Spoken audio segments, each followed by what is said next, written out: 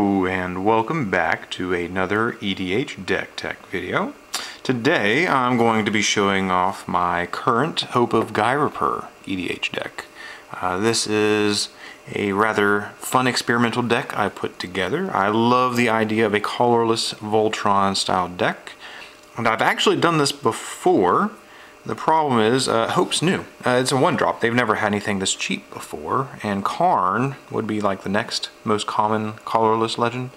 What I actually used to run, and I still enjoy running, is Toy Boat. These are the two commanders of this deck, depending on who I'm playing against. Toy Boat is essentially a vanilla 3 for a 3/3 that has a cumulative upkeep, where I have to say Toy Boat quickly. And that is... Years ago, this was my first colorless commander, and recently, although, we have been given a legendary 1-drop. Hope of Ghirapur is the legal commander for the deck, the commander that I run at most of the time.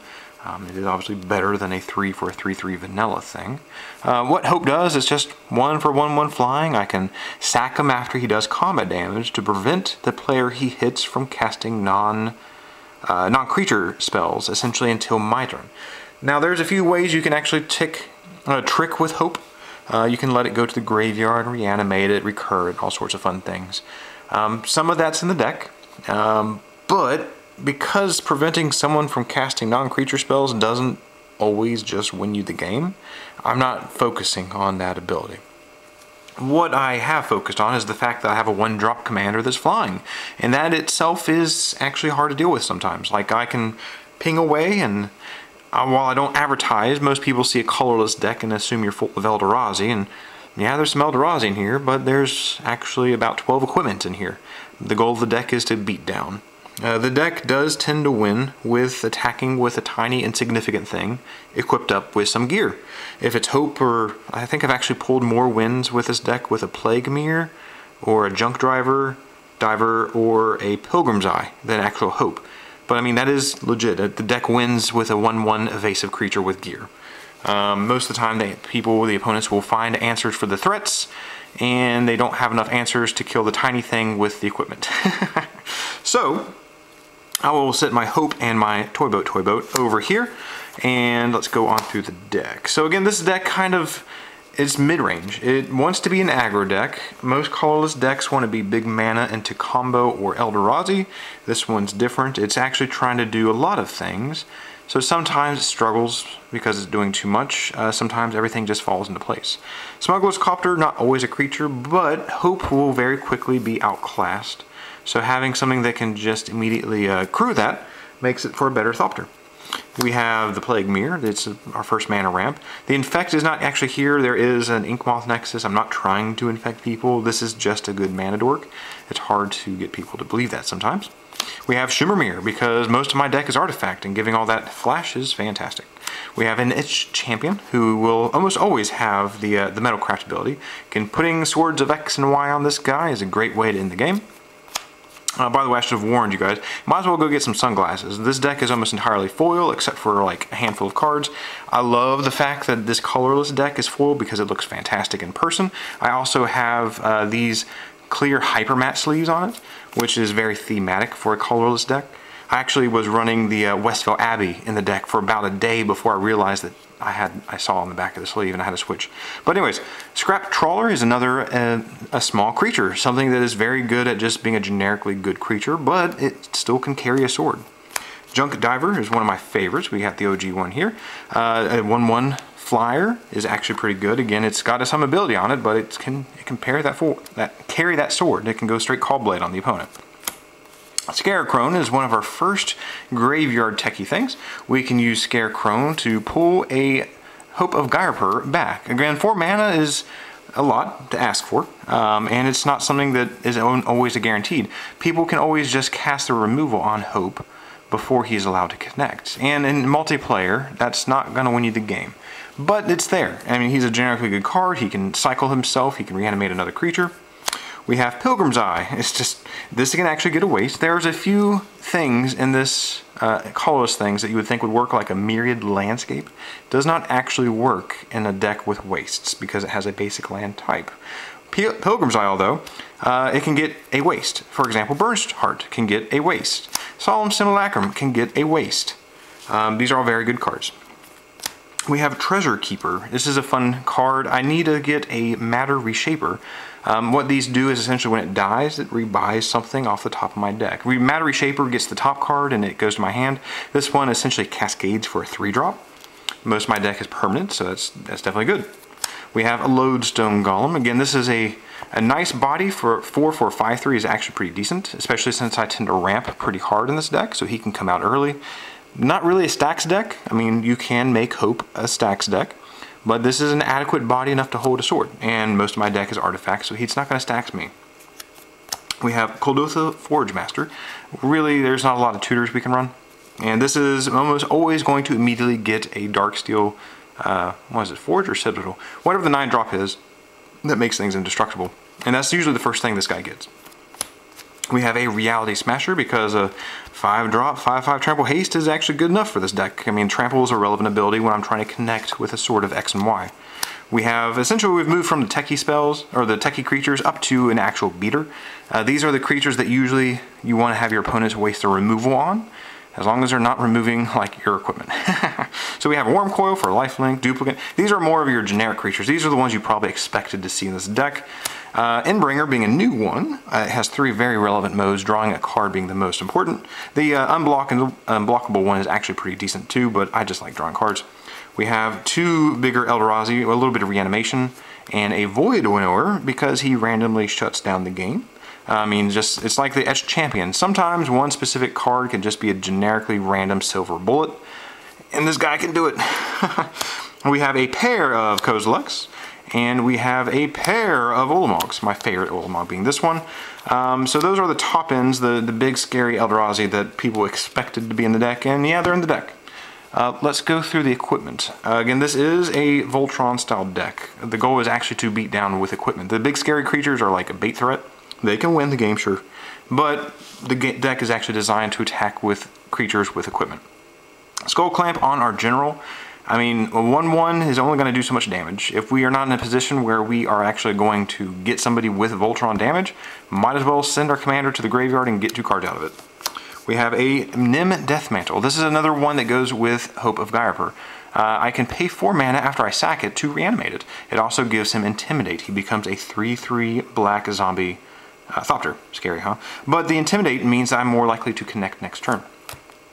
But of course, this is just a generically good card with a whole bunch of the other stuff. Like a Burnished Heart on this is pretty nice. We have Sword of the Animist. This is, again, a way of pulling wastes out of our deck. And this is something fantastic. I always have access to a 1-drop, unless I'm playing Toy Boat.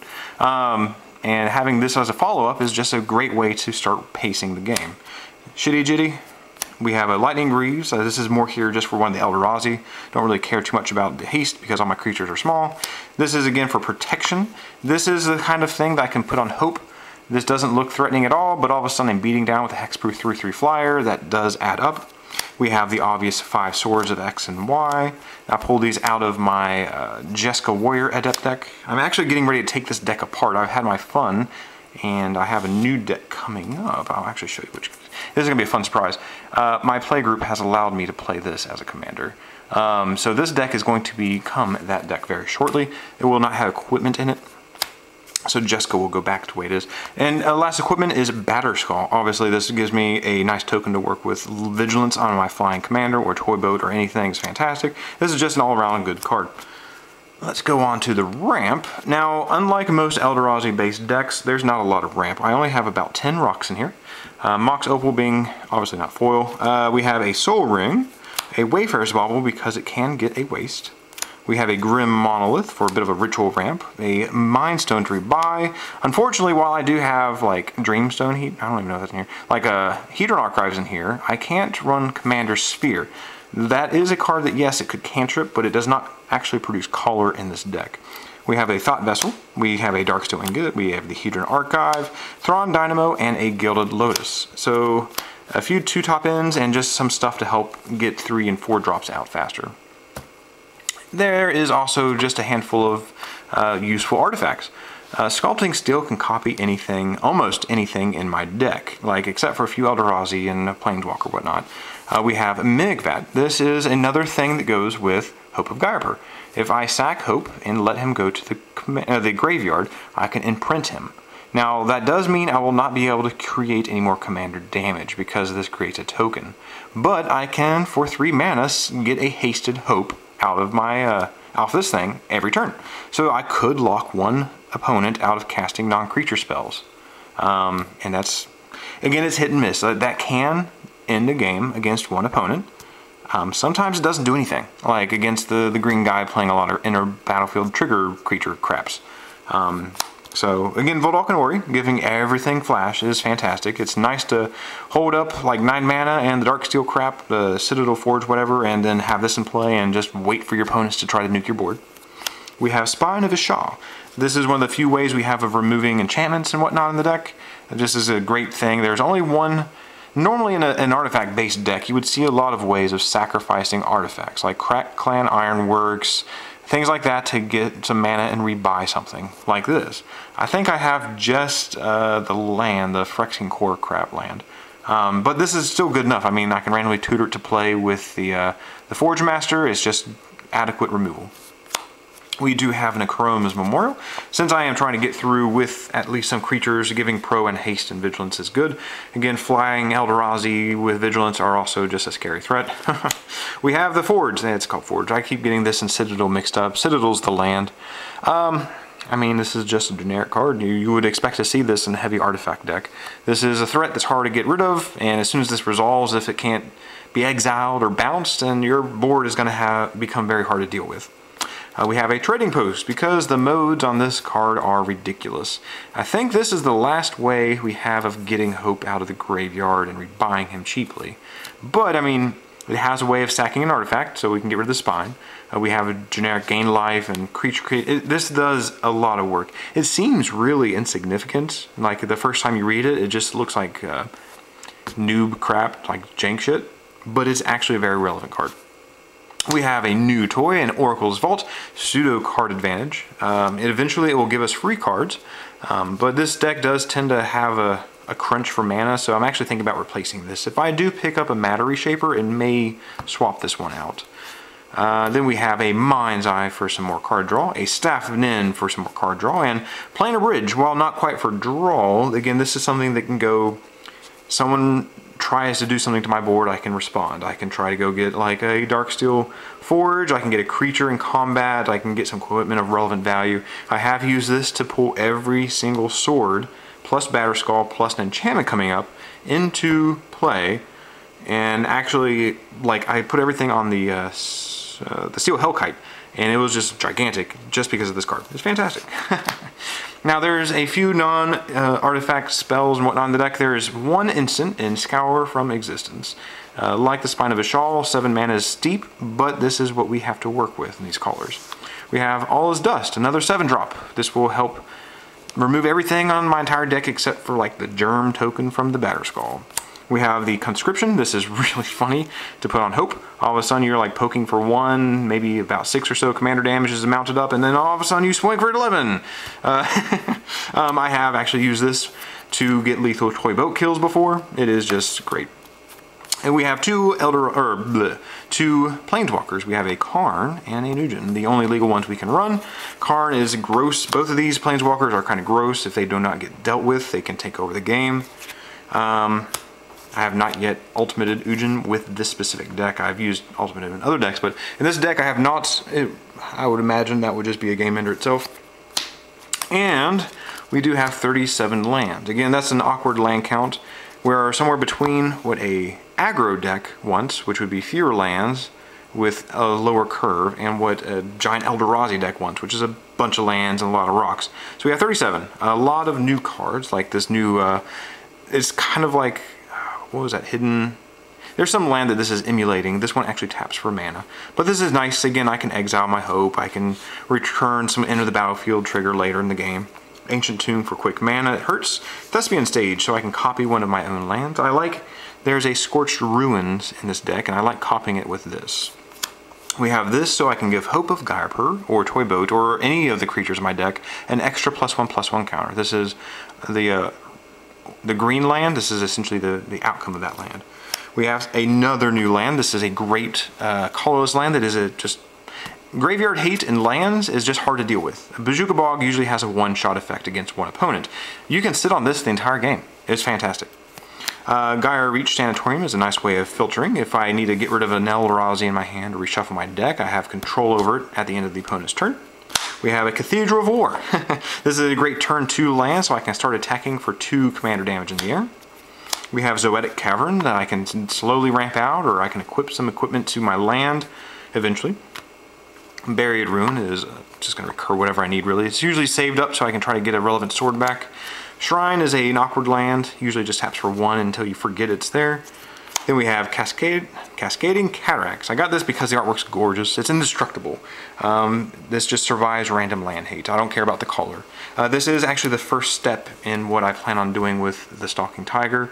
The Stalking Tiger deck is going to be a colorless 5-color deck. It's hard to explain, but except for the Tiger, I plan on that deck being legal for EDH. So it'll be a completely colorless deck, but I have to have 5 colors to cast the spells. I'll get there later. Anyways, Reliquary Tower, just a good colorless land. Command Beacon, same thing. This is one way I can just rebuy a Hope if I don't want to pay 3 mana, I guess. Rogue's Passage, because of course I'm playing Voltron, and the Pilgrim's Eye and the Junk Diver have to get through somehow. We have Inventor's Fair, another way of tutoring something up. This is again most likely going to get the indestructible effect or some sort of relevant value. Inkmoth Nexus for a little bit of extra damage. Tomb of the Spirit Dragon. This is actually the land I'll probably cut next for a strictly better land. A bunch of deserts just came out in the Hour of Devastation, and I haven't added anything here. I mean, if I were to keep this deck, I keep forgetting I'm taking it apart. I mean, if you were going to make a strictly colorless deck with Karn or something like that, this is an okay budget land, but you can get better. Darksteel Citadel is another indestructible land. It doesn't tend to go away. A nice sack effect. If you need to sacrifice an artifact randomly to like the Forge Master, you got one in your lands. Same thing for recurring. Scorched Ruins is what I like to copy. If I had a Vesuva, it would be in here also because of this. It's a land that can come out on turn 3 and it taps for 4 mana. You could be setting yourself back, which is dangerous. Again, I just have a passion for this card. Same with Lotus Veil. These are very high risk, high reward cards. I also love John Avon. If there were... actually, a Crucible World wouldn't be bad in this deck either, just because of things like this. Lotus Veil could also be in the deck, and that will probably end up in Stalking Tiger, now that I'm thinking about it. We have Homeward Path. I run a lot of Eldrazi. I almost wanted to put an Expedition map in here so I can have this more regularly. The problem with Eldrazi's in your deck, people are going to see a colorless deck and they're going to know, so you are the first and ideal target for a bribery. You will very quickly lose your Eldrazi out of your deck and be facing it down. Phyrexia's Core is a way of sacrificing an artifact to get rid of something. Again, if I just want to gain a little bit of life or get rid of like the spine of his shawl, I can rebuy it. And then we have 16 of the exact same waist. These are super Gucci. I love this artwork. I picked up about 6 of the other artworks just because there's a bulk trade on eBay, and they are not very relevant compared to these. Like, not relevant. Like, this is just, oh wow. I love these. Anyways. Going back to the commander, this is my Hope of Ghirapur slash Toy Boat to the fuck. The cumulative upkeep on this guy is hilarious. I love playing this. In a casual group, in a multiplayer group, I will 100% push to let me play this, because saying Toy Boat super fast is awkward, and the best thing is when I spend an entire turn, he's out, he's resolved for a turn, on the next turn I cast and equip some equipment, he's threatening and scary, and then the turn after that I just fumble and he's gone. But the legitimate commander here is Hope of Ghirapur. This is just the best one-drop color. It's the only one-drop colorless legendary we have access to at this time. And for a Voltron commander in colorless, this is really the only option unless you're playing in legal, not legal commander. But yeah, I hope you guys enjoyed my Toy Boat slash Hope of Ghirapur list. I will always have a fondness for Toy Boat when I think of Voltron decks that don't have mountains in them. I like the idea of putting some stuff on my warship and going after the opponent.